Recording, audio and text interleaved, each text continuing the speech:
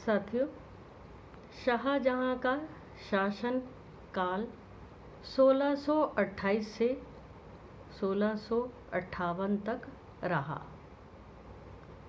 गद्दी से हटने के बाद 22 जनवरी 1666 को आगरा में उनका निधन हुआ, जहां उनके बेटे औरंगजेब ने उन्हें नज़रबंद कर रखा था। औरंगजेब ने एक अलग तरह का इतिहास रचा हिंदुस्तान में।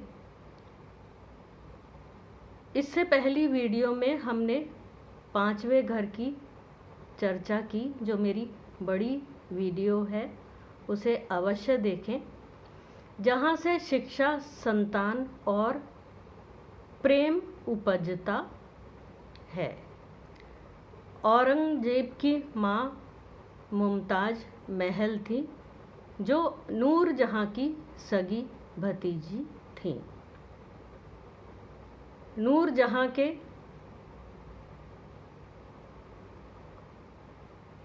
अपने राजा पति से कोई संतान नहीं थी, पर महल के उस परिवेश, परवरिश और उनके प्रशासन ने ही औरंगजेब को गढ़ा था। नूरजहां के एक बेटी थी, लाडली बेगम। उसका विवाह उन्होंने जहांगीर के सबसे छोटे सौतेले बेटे शहरयार से कराया और शाहजहां की जगह इसी दामाद को मुगल गद्दी पर बैठाने का पूरा समर्थन किया। ये बेटी भी उनके पहले पति शेर अफगान की थी। आज की चर्चा का जुड़ाव आपको शायद या अटपटा लगे या कुछ विशेष लगे, पर इस मई माह का संबंध विशेष तौर से नूरजहां से भी रहा, क्योंकि उनका जन्म 31 मई को ही हुआ था।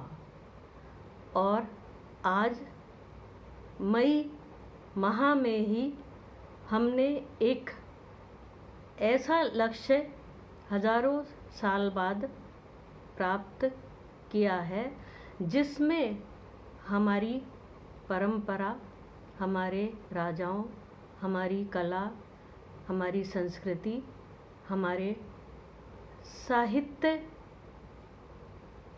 परिलक्षित होता है। हो सकता है पूर्व में राजा भोज के बारे में आम जनता को इतनी जानकारी न हो, उन्होंने पढ़ा न हो, पर नूरजहां के बारे में ताजमहल के कारण काफ़ी लोग